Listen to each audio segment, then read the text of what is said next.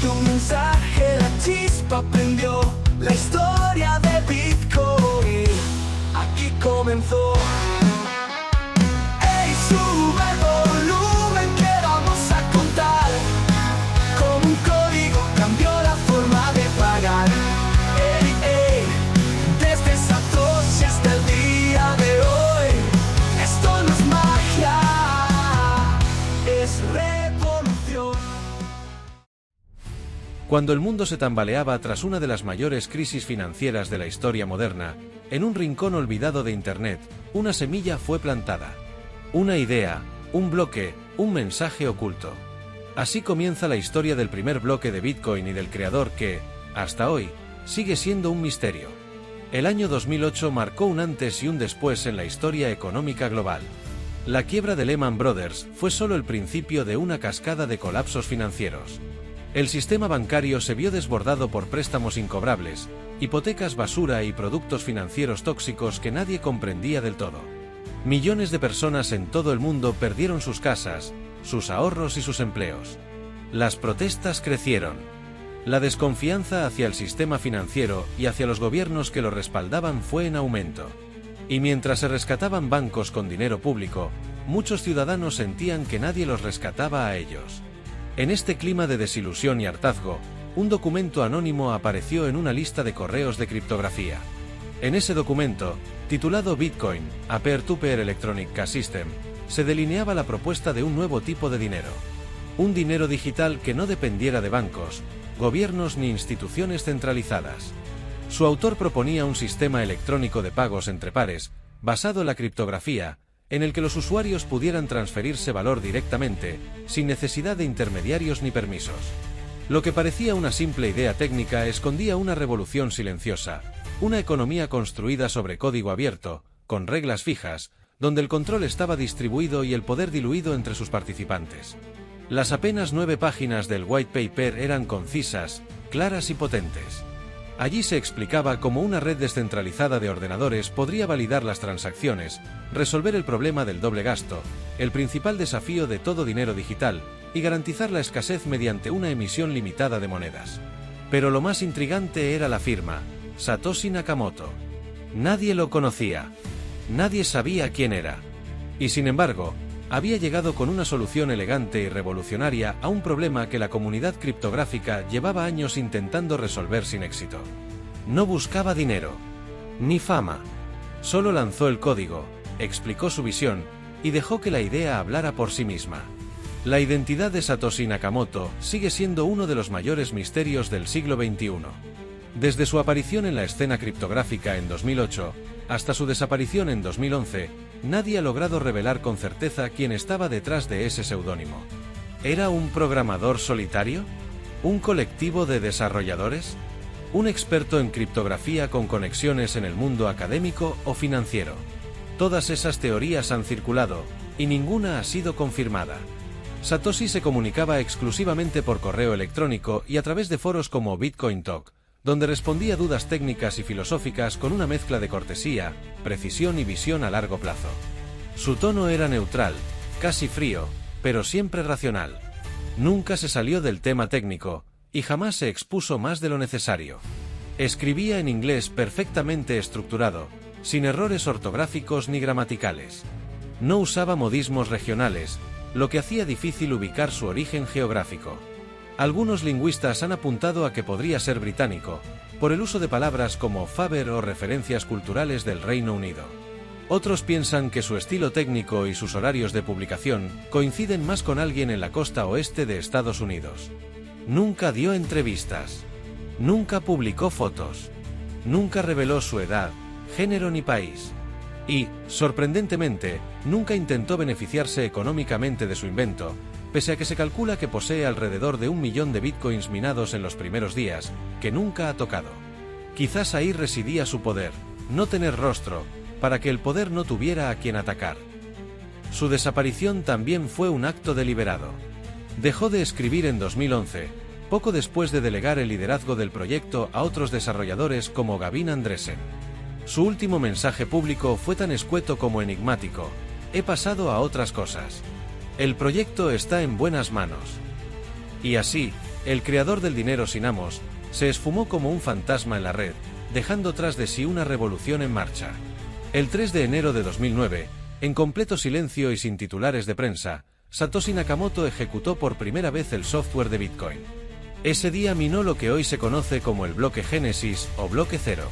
Ese instante marcó el inicio de la blockchain, una cadena de bloques inmutable que, desde entonces, no ha dejado de crecer. Lo que hacía tan especial a este primer bloque no era únicamente su carácter fundacional. A diferencia de los bloques que le seguirían, el bloque Génesis tenía algunas características únicas. No hacía referencia a ningún bloque anterior, no podía, era el primero. No se podía gastar la recompensa de 50 bitcoins que otorgaba, convirtiéndolos en una especie de ofrenda simbólica. Y sobre todo, contenía un mensaje oculto. Insertado dentro del código hexadecimal, Satoshi dejó esta frase. The Times 3 de enero de 2009, el ministro de Hacienda al borde de un segundo rescate bancario. Este mensaje, extraído del titular de portada del periódico británico The Times de ese mismo día, era mucho más que una simple marca de fecha. Era una crítica velada, y al mismo tiempo una prueba contundente de temporalidad, que dejaba clara la motivación detrás del proyecto. El sistema bancario tradicional estaba siendo rescatado, una vez más, con dinero de los contribuyentes. Y frente a ese modelo de privilegios y concentración, Bitcoin ofrecía una alternativa radical, un sistema monetario sin intermediarios, sin rescates, sin control central. No era solo un bloque. Era una declaración cifrada. Una línea de código cargada de ideología. Un manifiesto para quien supiera leer entre números. Ese bloque, silencioso pero poderoso, representaba el comienzo de una nueva era. No necesitó la aprobación de ningún gobierno. No se anunció en medios. Simplemente apareció, y cambió el curso de la historia. El software con el que comenzó todo se llamaba simplemente Bitcoin, y fue lanzado por Satoshi Nakamoto en su versión 0.1 el 9 de enero de 2009. Era un programa de código abierto que cualquiera podía descargar, instalar y ejecutar en su propio ordenador. No requería servidores centralizados ni intermediarios, solo conexión a Internet, algo de paciencia y curiosidad por explorar una nueva forma de dinero. En esencia, el software permitía a los usuarios participar en la red Bitcoin realizando dos funciones clave, minar y validar bloques. ¿Pero qué significaba eso exactamente? Minar bloques era el proceso mediante el cual los ordenadores resolvían complejos problemas matemáticos, compitiendo entre sí para encontrar una solución.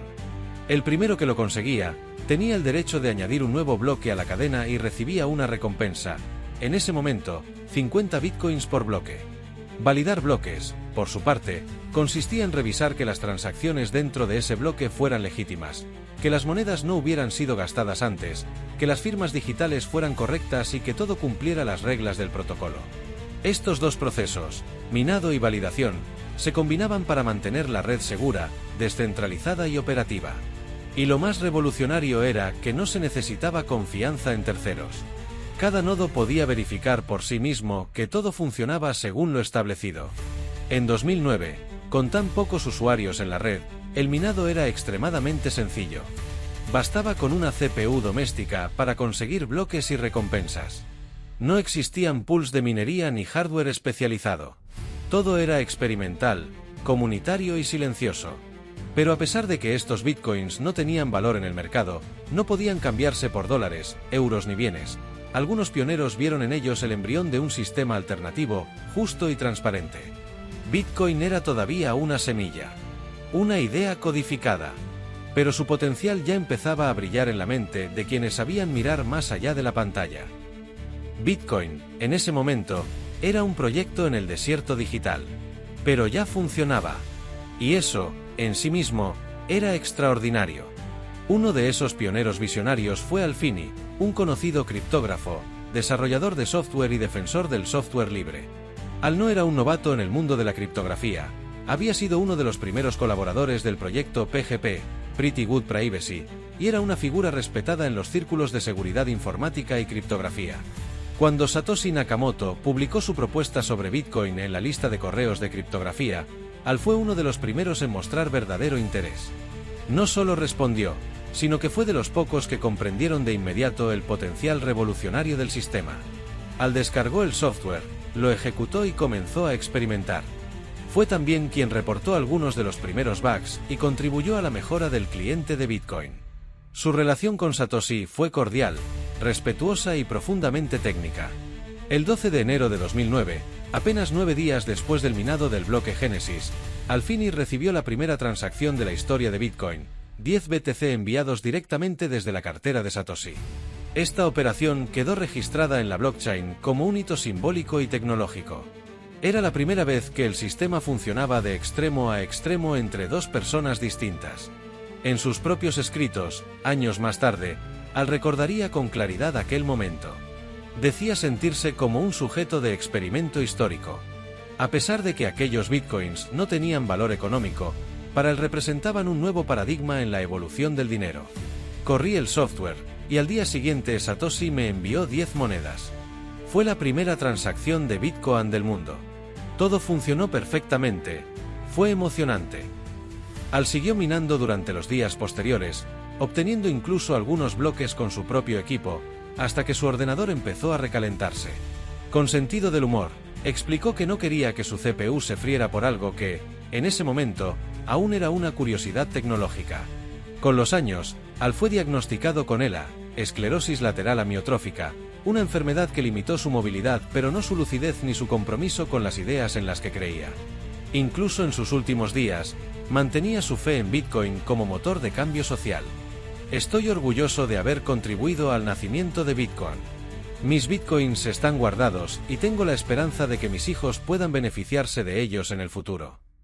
La historia de Alfini es, sin duda, una de las más humanas y profundas del inicio de Bitcoin. Fue el primer receptor de una transacción, el primer testigo del milagro, y uno de los pocos que creyó desde el primer día.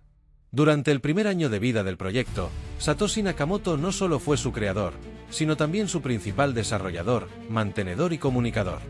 Su implicación era total. Publicaba actualizaciones del software, corregía errores reportados por los primeros usuarios y participaba activamente en los debates técnicos que se generaban en los foros. Uno de sus principales canales de comunicación fue el foro Bitcoin Talk, creado precisamente por él. Allí, Satoshi respondía preguntas, resolvía dudas sobre el funcionamiento del sistema y discutía propuestas de mejora. Lo hacía con paciencia, claridad y una visión firme de cómo debía evolucionar el proyecto. Aunque podía ser directo y conciso, nunca fue arrogante. Siempre respetuoso, siempre centrado en lo técnico.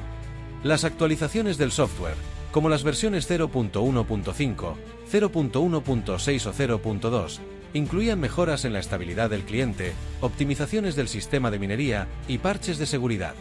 A medida que más personas comenzaban a experimentar con Bitcoin, Satoshi afinaba el protocolo, anticipándose a posibles vulnerabilidades. Era habitual que trabajara en horarios nocturnos, lo que aumentaba aún más el misterio sobre su localización geográfica. Algunos observadores señalaron que sus publicaciones se alineaban con zonas horarias de la costa este de Estados Unidos o del Reino Unido, pero nunca se llegó a una conclusión definitiva. Satoshi no lideraba con autoridad, sino con argumentos. No imponía decisiones. Convencía con lógica y código. Otro rasgo característico de Satoshi era su enfoque minimalista. No se dejaba llevar por modas tecnológicas ni añadía complejidades innecesarias. Su objetivo era mantener Bitcoin lo más simple, eficiente y resistente posible. Y aunque algunos miembros de la comunidad pedían nuevas funciones o cambios estructurales, él siempre defendía la estabilidad y la seguridad del núcleo del sistema. A pesar de su papel central, Satoshi se mantenía en un segundo plano. No reclamaba protagonismo. No firmaba con su nombre los avances más significativos. Su presencia era constante pero discreta, como un arquitecto que observa cómo se alza la estructura sin necesidad de poner su rostro en la fachada. Satoshi no era un líder tradicional. Era un desarrollador humilde, meticuloso y visionario. Su influencia no venía de su estatus, sino de su ejemplo. Guiaba con trabajo, no con órdenes. Y fue así como puso los cimientos de una de las redes más resistentes del siglo XXI. En 2009, Bitcoin era un secreto a voces apenas susurrado entre un puñado de programadores y entusiastas de la criptografía. No existían exchanges ni plataformas para convertir bitcoins a dinero tradicional. Tampoco había cobertura en medios de comunicación ni debates públicos sobre su posible impacto. En el mejor de los casos, era visto como una curiosidad académica o un experimento ideológico. La red de Bitcoin estaba compuesta por muy pocos nodos, la mayoría ejecutados por personas que conocían personalmente el trabajo de Satoshi o habían leído con detenimiento el white paper. Estas primeras computadoras conectadas entre sí se encargaban de mantener viva la red, validando bloques, propagando transacciones y demostrando que el sistema funcionaba tal y como había sido diseñado. Durante muchos meses, minar bloques era una tarea tan silenciosa como solitaria. No había incentivos financieros reales, más allá de la recompensa simbólica de 50 bitcoins por bloque. Las transacciones eran escasas, y la mayoría se realizaban como pruebas entre desarrolladores. Sin embargo, incluso en este contexto de anonimato y marginalidad, Bitcoin empezó a consolidarse como un sistema funcional. Cada bloque minado, cada nodo añadido, cada transacción verificada, era una afirmación silenciosa de que el concepto tenía vida propia. Era como un organismo recién nacido, frágil, invisible al ojo público, pero biológicamente completo. A pesar de su invisibilidad, la red ya había probado algo crucial: que el dinero podía existir sin bancos, que el valor podía moverse sin pedir permiso, que la confianza podía sustituirse por verificación matemática. Bitcoin respiraba. Aún en la sombra, ya estaba vivo. Y estaba esperando su momento para salir a la luz. Ya tenemos una red que funciona. Un sistema que no necesita bancos. Un creador que permanece en la sombra. Y un bloque fundacional con un mensaje para la historia. Pero aún queda mucho por contar. ¿Cuándo empezó Bitcoin a tener valor real? ¿Quién fue el primero en intercambiarlo por algo tangible? ¿Y cómo acabaron dos pizzas convirtiéndose en las más caras de la historia? Todo eso lo descubrirás en el próximo episodio. Suscríbete y acompáñanos en esta historia. Porque no estás viendo una serie más. Estás aprendiendo cómo una idea cambió el dinero y el mundo. Bienvenido a la historia de Bitcoin.